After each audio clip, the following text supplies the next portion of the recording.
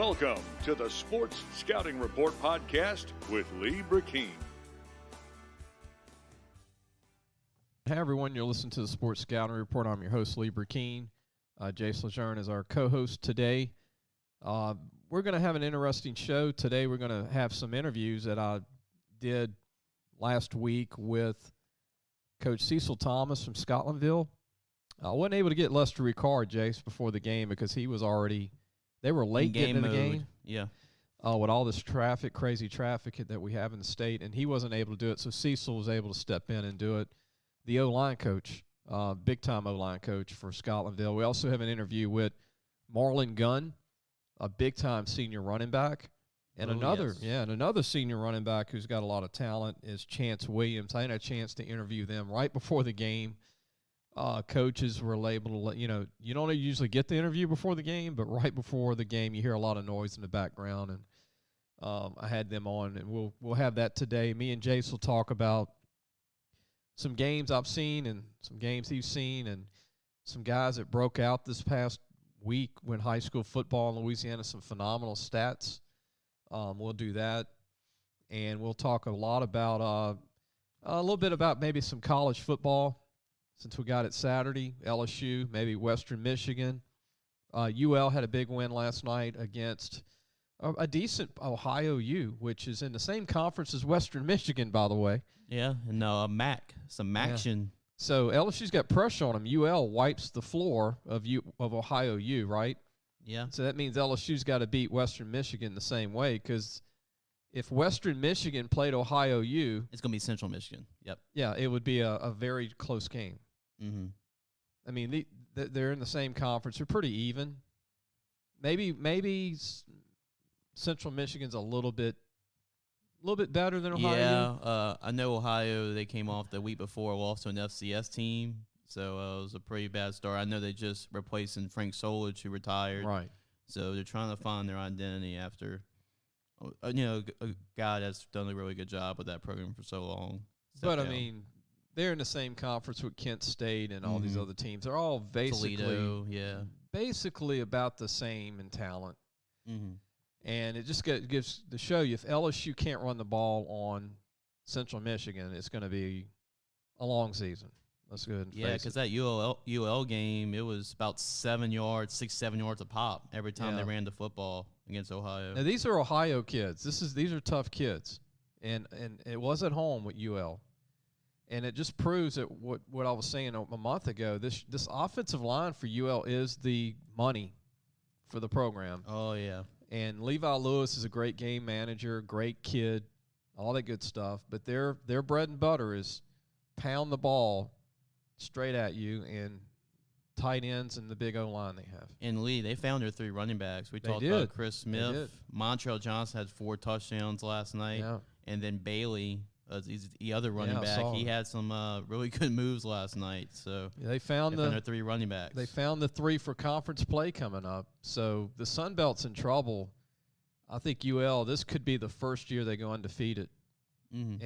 And you might go, oh, no, Coastal Carolina and Appalachian State. Well, look, I don't think those 2 programs are used to seeing this kind of power from UL. Now, last year UL showed that they could win the close games, but I think you might see some easy decision games, meaning some blowout conference games this year for UL instead of some close games. Yeah, and Coach Napier coming back, it was just like him really saying it was unfinished business, because last year they didn't get a chance. They had a chance for a rematch against Coastal Carolina in the Sun Belt Championship game, and they couldn't play it because of COVID. Yeah. So it just feels like this team has unfinished business, and this could be a special year for UL. And Coach Napier knew that with the new NCAA rule, he had a lot of guys get that extra year. Mm-hmm. Yep. Talon Humphrey convinced him to come back. Right. And Osiris Torrance came back. These guys could have went pro. Yeah. And he got most of his team back that used that extra year of eligibility. And the guys like Kyron Lacey, that are coming back, and LeBlanc receiver. Yep. I mean, there's just a lot of Chris Smith, you mentioned. Yep. Levi Lewis, his 5th year, I think, total. Yeah. Right? I get confused with these extra years they're giving them. But I really believe that if UL just stays within who they are, they might not lose another game. Yeah. Yeah, they should. I think they can run the table, and this is a very tough Sun Belt conference, like you said. Coastal Carolina's a good team, and Appalachian State's a good team. They got some tough teams in this conference, and I think UL can run the table the rest of the season. And they could finish in the top 20, 15, 20. Yep, If you do that, then that means you got to beat Coastal Carolina and you got to beat Appalachian State. And if that happens, they can go to New Year's 6. Then you got to hang on to Napier. Yeah. Well, I think the fans in Lafayette right now know that he's not going to stay there forever, but they're going to try, as long as he's there, try to get the most of it. Yeah, I think the plan is Napier's plan is to run away with it this year in that conference, and then he can pick a job, and then UL can go get another great coach. The way the position UL's in right now, Jace, is they can get whoever they want for that conference. They can get the best coach in that conference now. And, Coastal Carolina's not quite as set up, I don't think. They're just really getting started with the program. And Appalachian State's always going to hire their kind of guys from that part of the country. It's not going to be a job everybody wants, Appalachian State. When you're in Louisiana, recruiting and the facilities that UL has. So it's if you're a fan listening to the show and you're a UL fan, if he does leave after the season, Coach Napier, the program's in great hands, man. They're going to be okay, and they're going to hire another great coach if it happens. Now I'm not. Yeah, it also depends on what jobs are available for him to really go out, because there might be some jobs available that he's not willing to go out just yet. It depends on what the right job is available. I think if he left, Jace, it would be when the season's definitely over, and 2, to see how many jobs are open. Like you said, I mean, you don't want to jump into there's going to be 10 more jobs open, and you want 3 that are available. So you want to see all. Yeah, you want to see which jobs fit you the most, and right. Maybe he does get more money or something and stays, or maybe he just decides to stay. And I'm sure they're willing to pay whatever whatever they can to keep him as long as he can. Let's go ahead and take a break. When we come back, we're going to have our first interview with Coach Cecil Thomas, the guru of O-line coaches, I believe, one of them in Louisiana. There's a few, but he's at Scotlandville High School, was the head coach at Hammond High School for a while. Was at Walker. Yeah, Walker High School. Was at Sulphur for a little bit. Yep. Played at Utah, and we'll be right back with an interview with Coach Cecil Thomas of Scotlandville, the offensive line coach. Listen, whatever you're driving right now, Tommy Harvey wants it. Bring it in to Harvey Subaru, Lexus of Shreveport, Bossier City, or John Harvey Toyota. They're paying big bucks for all trades right now. They'll cut you a check right there. Tell them Lee sent you. Welcome back. You're listening to the Sports Scouting Report. Let's go ahead and go to our interview with Coach Cecil Thomas. I think you'll enjoy this. He's a tough guy, man. We're talking about a guy 6'5", Jace. He's a big man, guy. And you could tell he played offensive line in college, and he, he's the guy the prototype. He was a great player at Utah for Coach Willingham, actually, and he's from Hammond. Went to Hammond High School.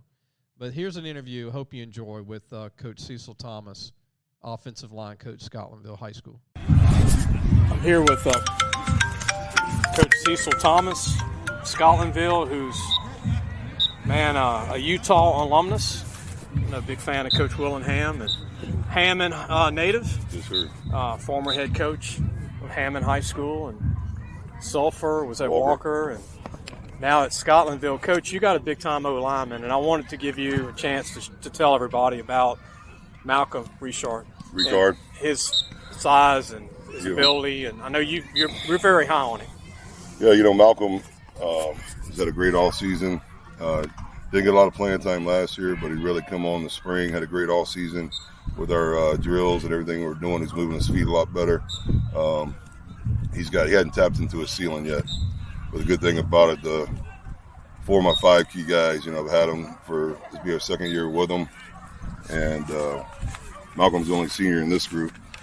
But outside of Malcolm, he's been playing. He's gotten better every week from the fall scrimmage to the jamboree, and so I need him. Need him to come on and play. But he's a big, strong kid, 6'4", 300 pounds plus. Naturally strong in the weight room, works at it. he's going to be a guy to reckon with, and a guy that he can make somebody's roster and make it a line coach at the next level. Very happy. Coach Thomas, you also got a junior. I saw him at Port Allen, Jamal Franklin. Franklin, yes. 6'7", 350. Yep, Jamal's done a great job. He's leaned up. When he got to us, he's about 425. He's down to 350. We're working on getting him down a little bit more. Been real dominant in practice. He was dominant in the Jamboree. In 19 plays, he had 7 decleaters.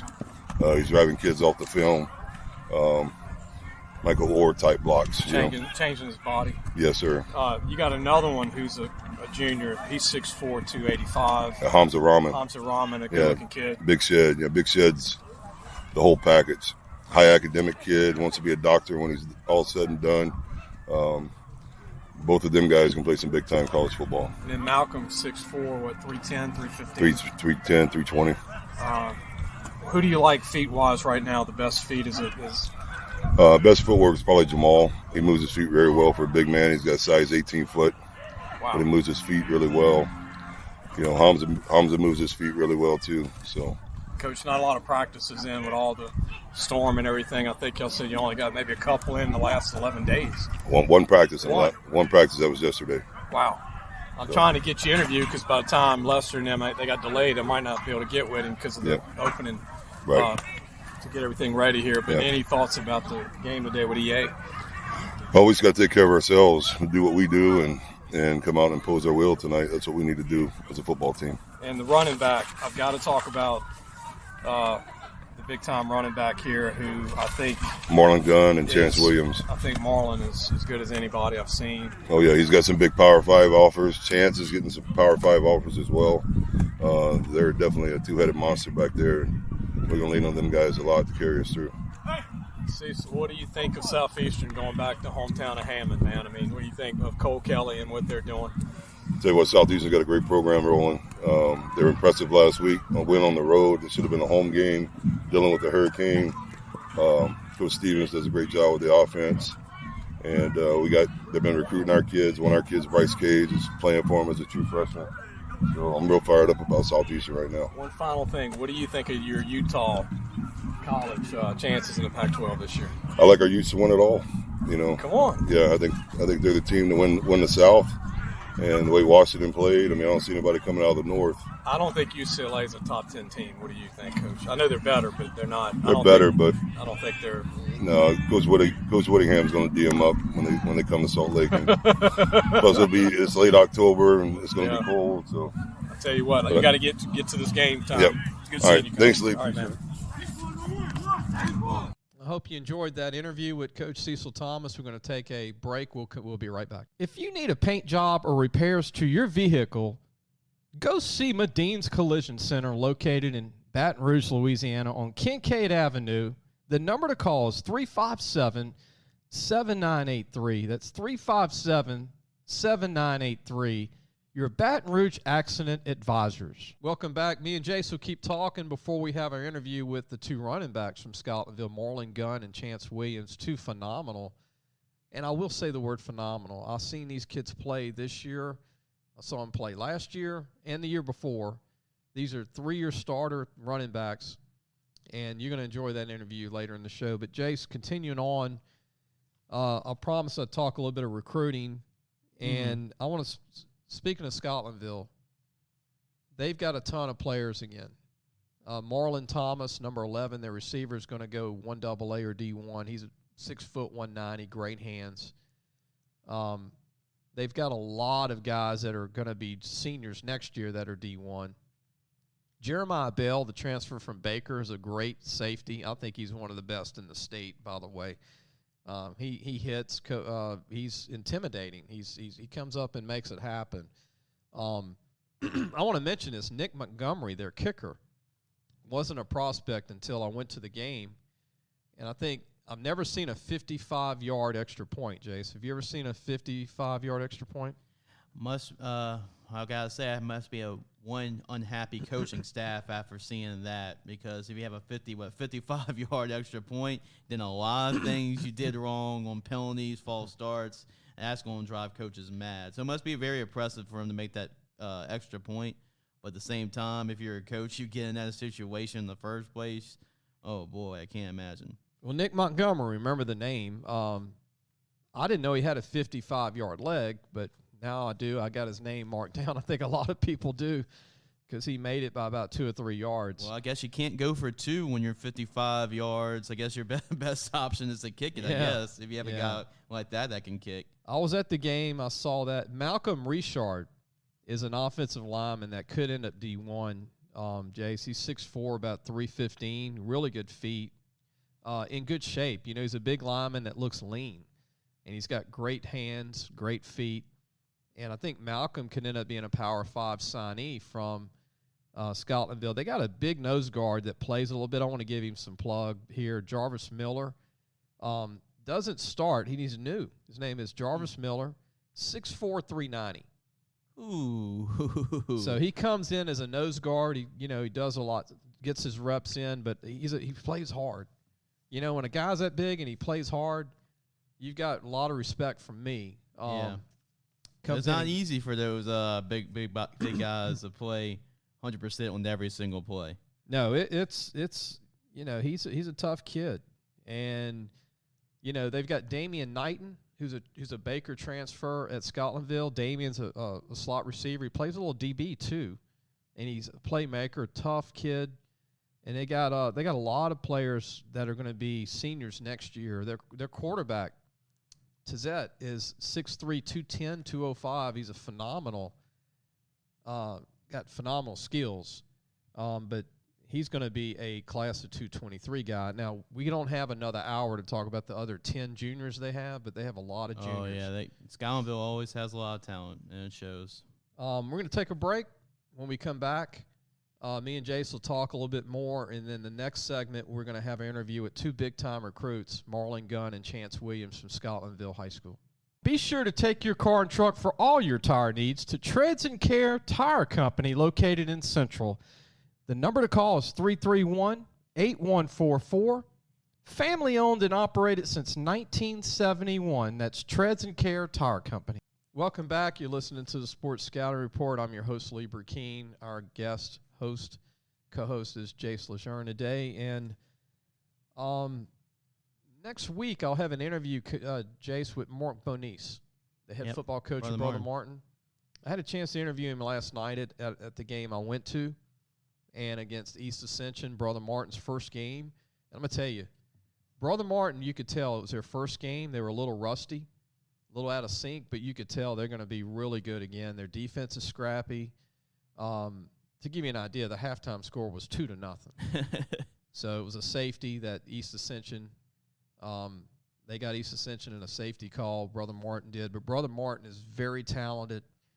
Mama Hat's back at quarterback. He was on the cover of our magazine. Yep. Corey Lambert is the real deal at DB, at free safety.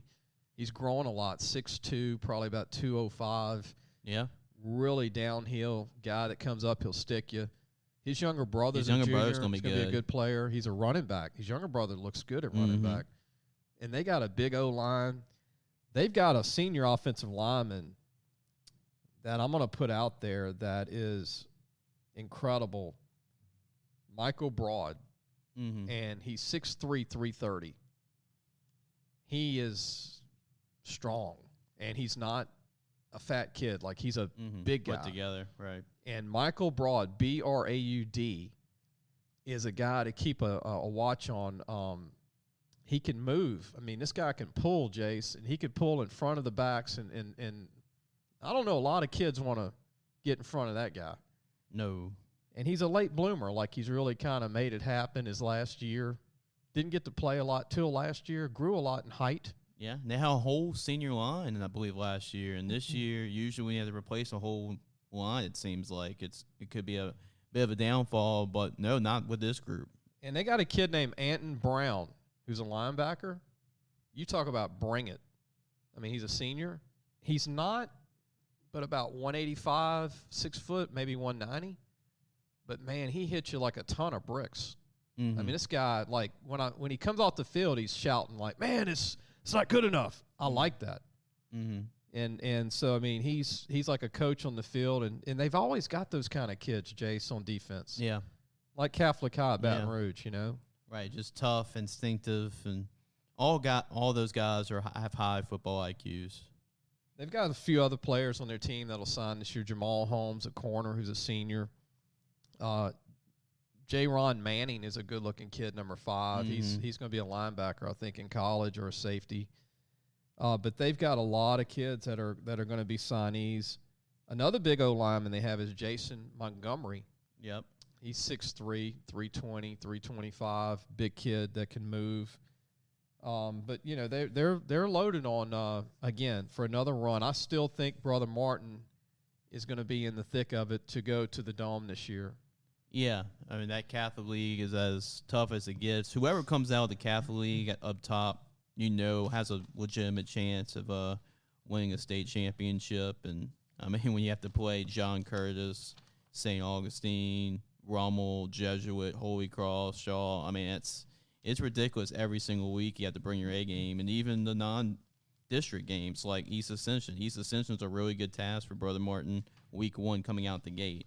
I've seen a lot of the North Louisiana teams play so far. Ouachita out of Monroe is actually very talented. They are.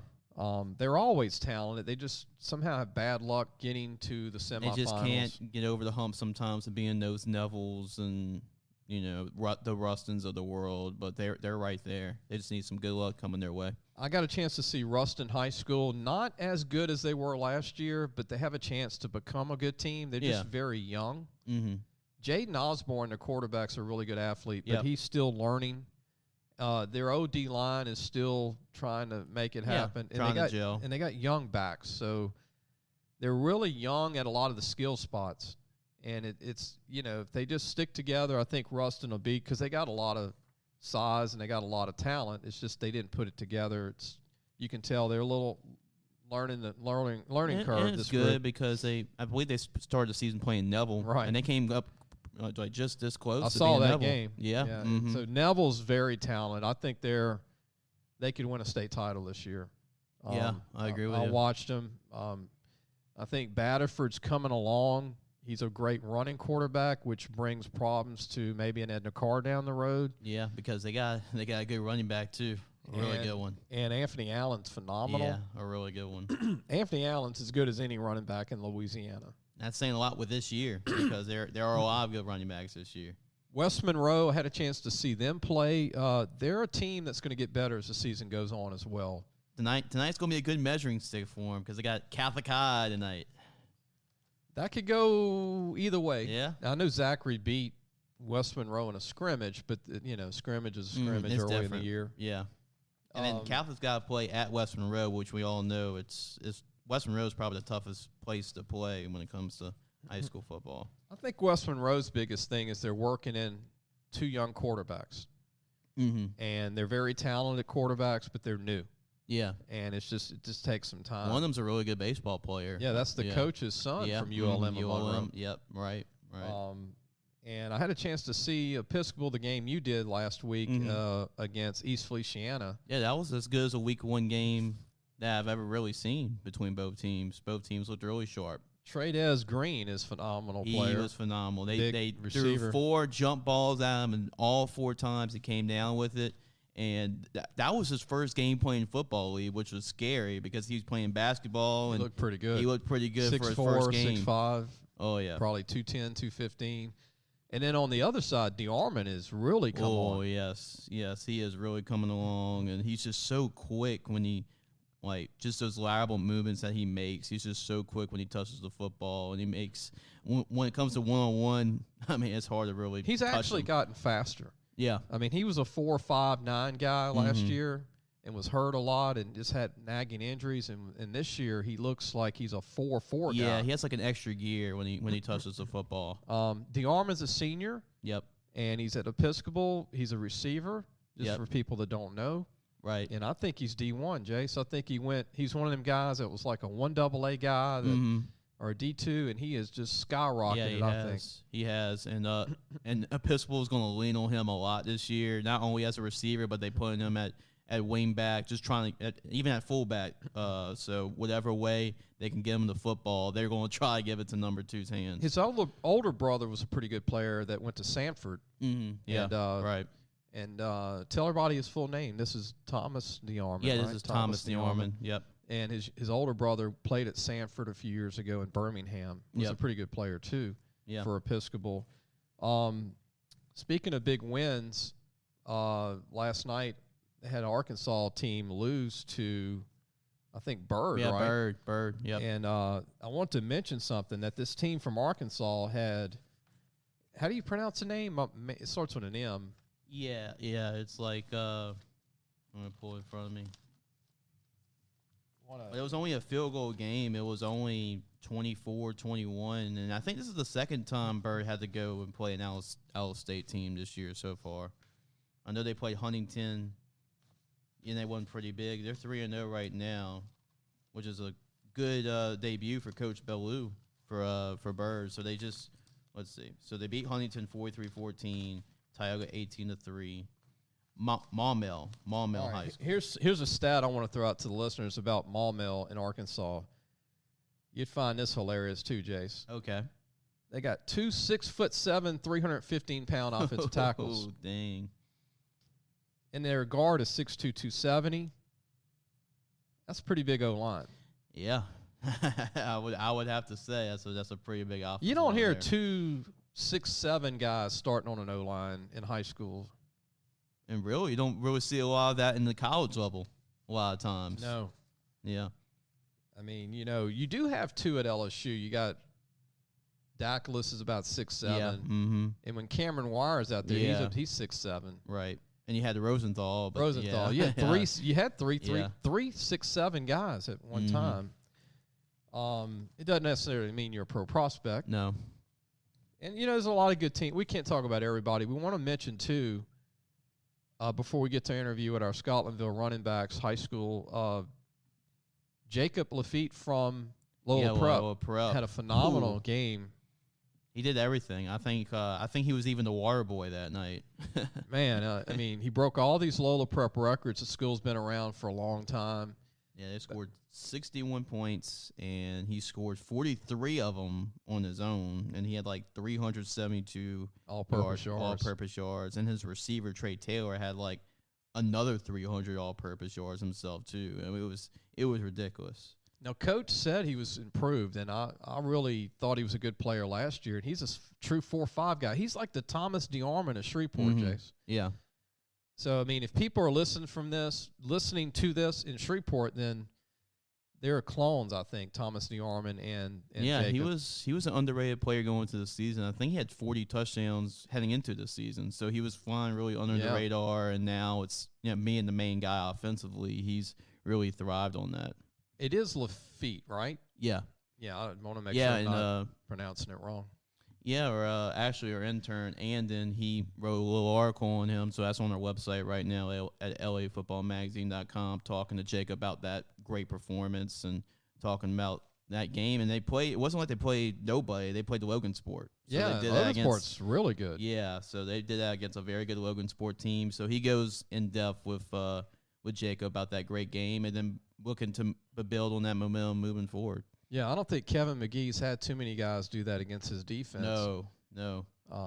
Yeah, I mean, and Lafitte, the Lafitte kid's a senior, by the way. Yep, right. He's a current senior, and he's a quarterback for them. Yeah, and another big-time performance that a lot of people were talking about was Pearl Rivers running back. And we know that Pearl Rivers been known for their running backs over the years. A bunch of them, like Corey Warren. And Gilliam. Yep, right. And then, so Brian Jenkins last week, just give a shout out for him. He had 29 carries, 306 yards, and 5 touchdowns. Man. So he had himself a great game. And then one more performance I want to throw out there. Liberty got their first win in varsity and with Coach Drake Trosclair at Ascension Catholic. And their star running back, Caleb Jackson, had 9 carries. Guess how many of them were for touchdowns on 9 carries? 5. Yep, you got it. So 5. Was a complete guess. 5 for 9, like 260 yards on 9 carries. He runs about a 700 meters. Mm-hmm. He actually, my dad was at the district track meet because both Caleb Jackson and Le'Veon Moss were running against each other. And he told me that Caleb Jackson outran Le'Veon by a wide margin. It wasn't even close, which is pretty scary, I would say. What's impressive about Caleb is that when Ascension Episcopal played last year, they had a late game ad, and it was Liberty. Mm-hmm. And Liberty wasn't an LHSA team. I mean, it wasn't going to count as LHSA. But I watched him play, and I watched the Ascension Episcopal game last year, and I was so impressed with Caleb. And they got some other players too. Oh, they do. But Caleb's about 205 pounds. Mm-hmm. I mean, this is not a guy running 4.4 that's 160. He's put together. He's about 5'11". I mean, he's got a chance to be an SEC back, Power 5, and he's only a junior right now. Yeah. Mm-hmm. So he's got another year left. Yep. As a sophomore, I was just like, man, these guys, I mean, they've got some really good players for a young program. And just so people know this statewide, Liberty is the old Lehigh. Yes, right. So if you don't know who Liberty is, that's the old Lehigh Correct. School in Baton Rouge. Yep. And they are very talented. And that's not a team I'd want to play, Jace, in the playoffs. No. This is their first year to actually play compete. varsity. Yep. I would not want to play them this year. No. Because they've got about 13, 14 juniors that are as good as anybody's juniors. Oh, yeah. They got some pretty good linebackers, too, out big there. O-line. They got some O-line. size. Talented quarterback. I mean, they probably don't have the numbers yet, but as far as their starters, they're as good as it gets. Most schools that start out at that level Mm-hmm. don't have a lot of talent. Yeah. But they're 5 years ahead of the game, I think. Oh, yeah. Once they get the numbers, watch out. They're going to be tough. Yep. We're going to take a break. We come back. We're going to have our interviews with Chance Williams and also Marlon Gunn, 2 running backs from Scotlandville, both seniors, both D1 players. We'll be right back. Looking for a used car? Harvey Autos has 3 dealerships, which means 3 times the used vehicles. They've got everything from fuel-efficient compacts to luxury models, even hybrids, and certified pre-owned with a warranty. Check out John Harvey Toyota, Harvey Subaru, or Lexus of Shreveport, Bossier City. Welcome back. You listen to the Sports Scouting Report. I'm your host, Lee Brecheen. Our co-host today is Jace LeJeune. And we want to go ahead and go to our interview that I did last week before the game. You're going to hear a lot of people yelling because it's on the field, and it's not far from the team. And it's right before kickoff, and I was able to interview Chance Williams and also Marlon Gunn. They're both seniors. They're very different runners. Mm-hmm. Chance is about 5'9", about 190. But he runs 4.4. Marlon Gunn is 6 foot 210, runs 4.4. Sitting here with Marlon Gunn and Chance Williams. I call you 2 guys the underrated duo in town. I'm a fan. Louisiana Football Magazine, we're about to kick the game off against the EA. Great team. I saw both of you run last year. I watched the Captain Shreve game and a couple other games. That's when Marlon, I thought, started putting salt on the wounds on some of them guys. And y'all like, I mean, you're like the fast guy with speed and power. Left right hook. And Marlon's like the heavyweight guy, and you like the light heavyweight, but you have the heavyweight ability. Right. Chance, what do you think, man, of you and your buddy here, Marlon, and what y'all could do this year as a group? I really think that we can go to a state championship because we've been playing with each other since 8th grade. Like, that's my brother. Like, we're very experienced with each other. We know how each other play. We know how to pick each other up. And, last time, was our last year, we actually won a championship, Scotlandville Middle. So this is our last year of high school, so we feel like we're going to win another championship again. Chance, tell me who you liking right now college-wise and what's going on with your recruiting. I'm talking to Texas A&M, LSU. I go to a game. I go to LSU game. I've been talking to Kevin Falk. I've been talking to UCLA and USC. And it's multiple other schools I've been talking to. Still kind of wait to see who else joins in on that. Marlon, same thing, man. What are you thinking on the recruiting? If it was up to you, do you have a school in mind that you've always grew up liking? I always grew up liking Alabama. Alabama was always my school because they always sent, running backs to the league. I mean, when I was little, I played everything, but now, I'm a running back, so that's just what And man, it's running back. You in Baton Rouge with Moss and Struma, and you got Beck and all the guys that you It's a lot of talent. It's a lot of talent, man. It's a lot of talent. So to have 2 running backs, 2 good running backs, with great running backs at the same school is really, amazing. because when we're on the field at the same time, we shock the defense. They don't know who finna get the ball. They don't know when they're guessing. What do y'all think of Kelvin Joseph, man, being a high draft Oh yeah, pick? that's my brother. Yeah, that make us, you know what I'm saying, feel good because just a few years ago he was in our shoes. His senior year, you know what I'm saying. Well, look, I know Coach is calling y'all to get over there, man. Y'all got to go hit some people and get hit or whatever. But good luck to you. And real quick, what is your ACT right now, man? Currently at 15. You got a few attempts Right. left. First What about time, 16? Look, get those tests in, man. Keep bringing it up. I'm a big fan. And we're going to play this next week on the podcast. Okay? Yes, sir. Good luck to y'all. All right. Yeah. And I think Marlon's on the level with Brandon Bolden, but he's taller. Okay. And then Chance Williams is more like these backs you've seen come out of Catholic over the years. Right. Like Shanklin, Mm-hmm. the kid Thomas that came out a few years Yeah, ago. Quill Thomas. But Right. he's thicker.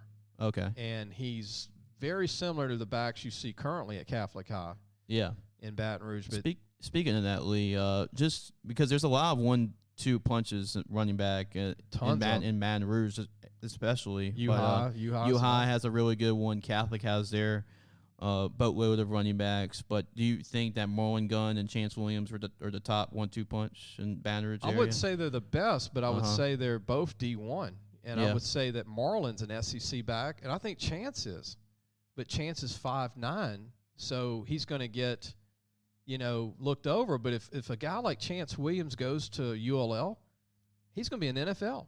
Mm-hmm. He's going to be like Ragus. So he's my Ragus. Okay.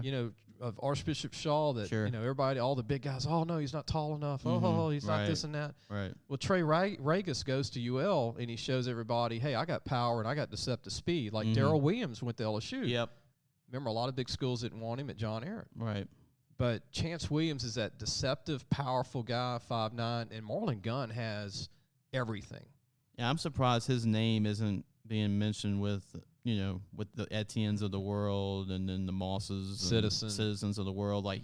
He is up there with them. He's just as good as they are, and he's they're both humble guys. Yeah, and they're high energy guys. They bring it. Mm-hmm. And I look for both of these kids to go Power 5 in the end. Yeah.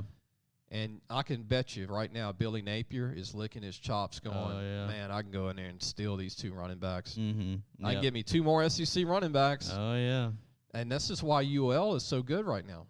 Yeah. We talk about UL's offensive line and how good they are. All 5 guys starting for them right now are all from Louisiana.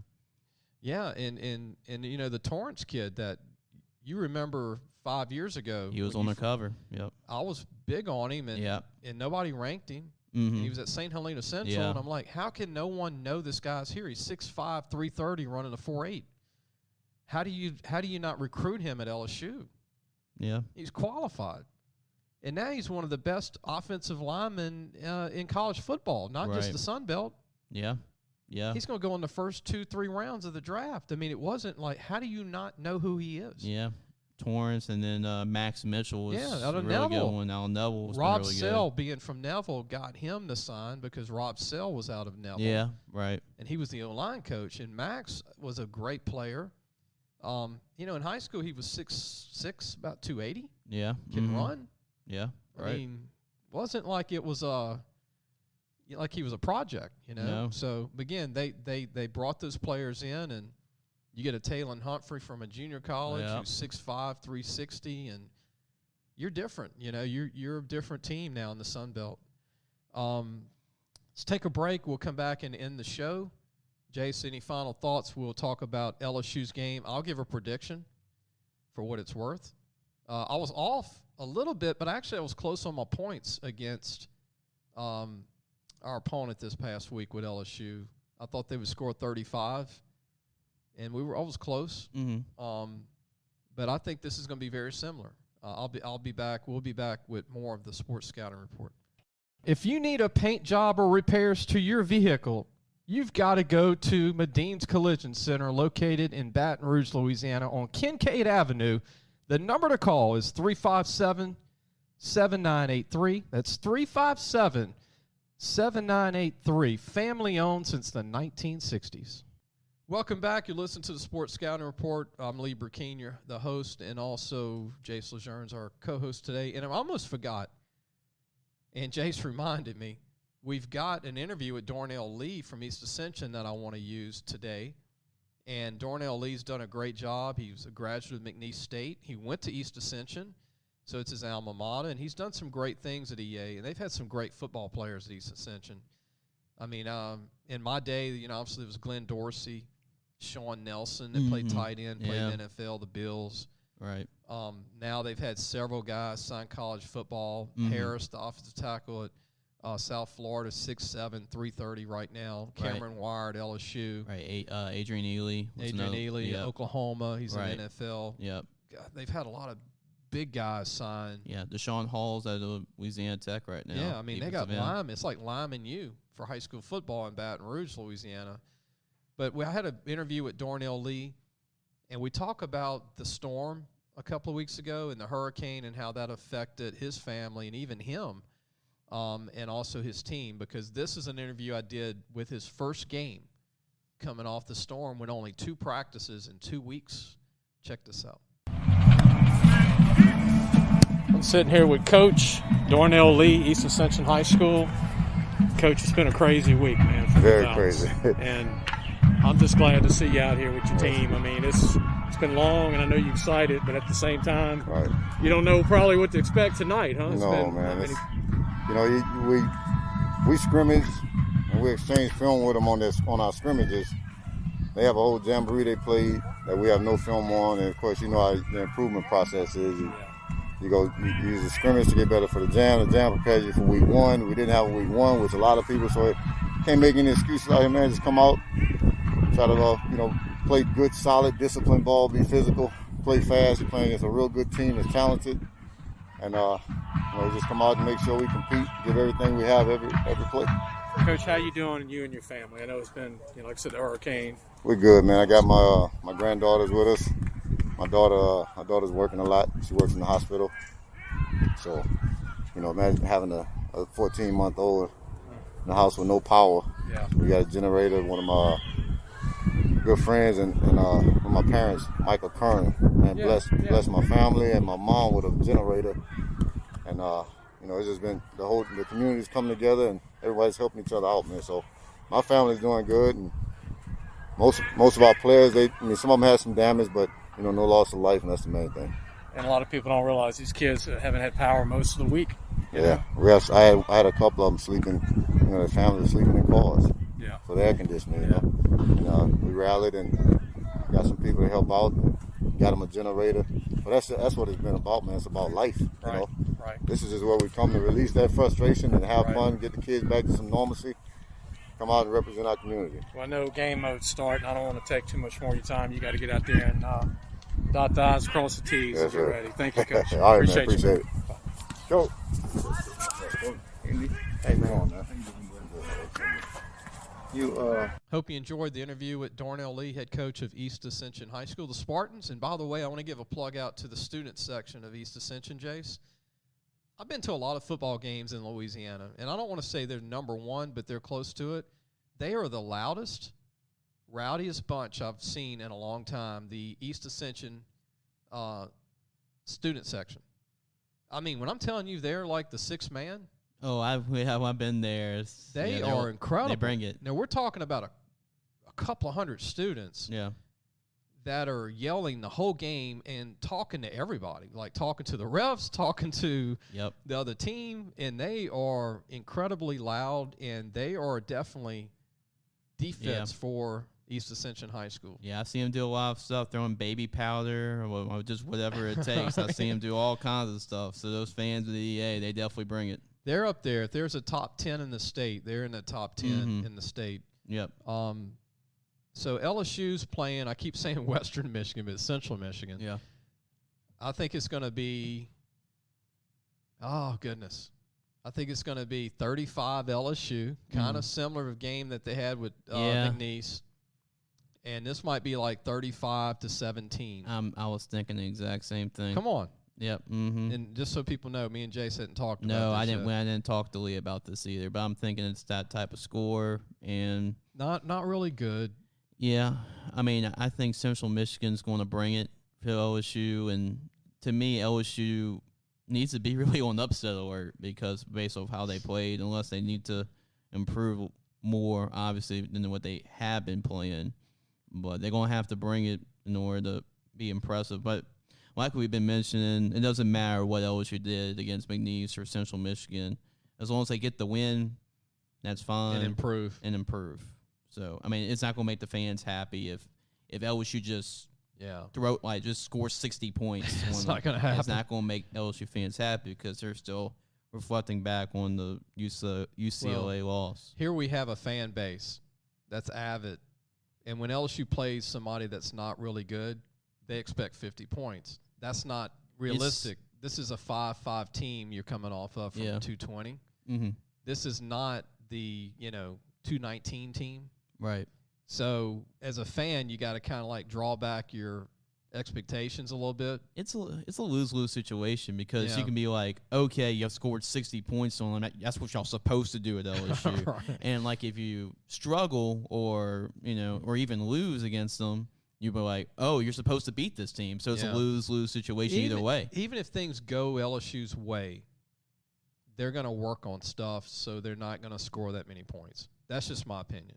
Meaning 35 is really a high number against a better opponent. And it's one of those things where if you play Nussmeier and you play Max, you might not get the amount of points that you want, but you get the reps and the fans. Mm-hmm. In the long run, I'm happy as someone watching the team going, okay, Nussmeier got more reps. Yeah. And he might screw up some, because he needs to get his reps in to get better. And they might have to play, some new guys that haven't played yet, or they might have to play some more young O-linemen.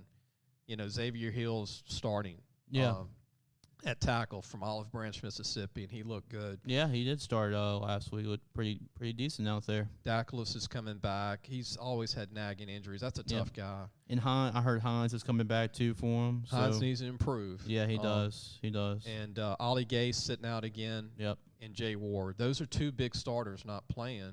Mm-hmm. But at the same time, you get some other guys' reps. I'm all eyes on Corey Kiner. He should be the first running back out there. I would start him. Yeah. He needs as many reps as humanly possible to go into Starksville the following week to play Mississippi State.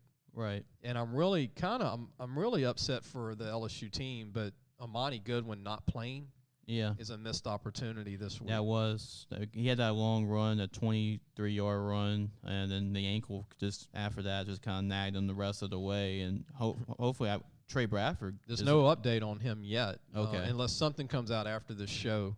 Mm-hmm. But they need him to become eligible because he's actually a better version of Trey last year. Yeah. And he's been practicing all season with Oklahoma. Yeah, right. It's kind of weird, huh? Yeah, just go back to LSU and Oklahoma and then back to LSU. It's crazy. People forget that Trey Bradford ran for 9,000 yards at Lancaster High School in Texas, and they were state title contenders every year. And he had 100 touchdowns. They forget that he was, missed the first 8 games of last year. Yeah. He struggled catching the ball, but he had played none of the first part of last year. Florida game, he had a touchdown. Yeah. And Ole Miss, he actually saved them because they had no backs. So him and Williams. Williams did a pretty decent job for that being in that spot. Yeah. So I think Trey Bradford's a guy that could be a miracle for the program if he can get his eligibility and you can have a Bradford, Kiner, Goodwin combo with Ty. Right. So you need backs. You're about to get into the SEC play. You can't go with one back. You need 3 at least. And you're still going to need Ty because what he does also good at is pass protection. He's actually pretty good at pass pro. And when Joe Burrow was out, he played a lot with Joe Burrow because Joe trusted him in pass pro. And that's why he was out there a lot as a freshman. Ty's better coming off the bench when the defense is a little tired because of his burst not being as strong. Yeah, he has to be your Kenny Hilliard, Alfred type of closer. I think Kenny Hilliard's a great comparison. Mm-hmm. Yeah. Because Kenny had trouble hitting the hole quick enough. The hole would close, but as the game went on, he was power and people didn't want to try and take him on. But he can't open that up for you to begin with. He's not the Clyde He's your Edwards. closer. He's got to be your closer. Yep. And you see that at Alabama. Mm-hmm. Nick will have a second back, third back that come in when they're tired. Right. And you can't stop them. And that LSU's had to face that. When Alabama came to Tiger Stadium last year, you just knew when the second Alabama back came in, you weren't going to be able to tackle him because they were just gassed. Yeah, and I don't think anybody could really tackle Najee Harris last year anyway. No, Najee got everybody tired, and then they'd come in with 2 or 3 more backs, and they probably could have put in someone 5'5", 150, and it would have been bad because they were just so tired. But I don't even want to think about Alabama yet. A long way to go before you reach that. Mississippi State's going to be tough. I mean, they're going to be ready for LSU. They've had a good practice game with Tech that they won, and then they played a good North Carolina State who they beat very handily, and so they're going to be ready. And you got to face those cowbells. Oh, man. You got to go with the Starks. It wouldn't surprise me if they honor the baseball national championship team for the LSU game. I'll just have this weird feeling, just all out, right? They might. They might have Will Bednar come out there, their starting pitcher, and all those great baseball guys, and just they're going to be really loud then. Yeah, right. Pump them up even more. Yeah. National champions are 2020 Mississippi State baseball. Bring Will Clark back. Yeah. You know what I mean? I could could see this happening. Yeah, it could We're happen. saving it for LSU. It could happen. We're going to save it for that game. We're going to sell out because, that draws everybody if you bring Palmero and all them guys back. Yeah, you got to wake everybody up because it's going to be 11 o'clock kickoff, too. So you're going to need that little extra juice for them, 11 o'clock. Yeah, so LSU should win this game, but I'm going 35-17. Yeah. I'm kind of leaning 35-20. I'll just say 35-17. They'll win by 2 to 3 possessions. They'll win. I think the spread's like 21 and a half. It's going to be like around there. If they play it well. I mean, Central Michigan's a top 45 team. This is not a nobody. This is a decent D1 program coached by an SEC former head coach from the University of Florida. And it's gonna be he's a good offensive mind. He wasn't a good head coach at the high level, right? Yeah. So, but look, I hope everybody enjoyed the show. Go to our website, lafootballmagazine.com, to get the preview issues, South and North, or digital. If you play for a high school in Louisiana and you're a senior and you're a starter, you're probably in the magazine.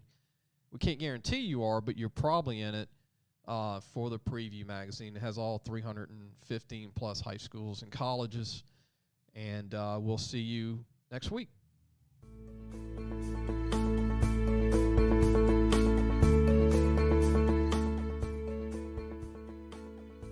Thanks for listening to the Sports Scouting Report podcast with Lee Brecheen.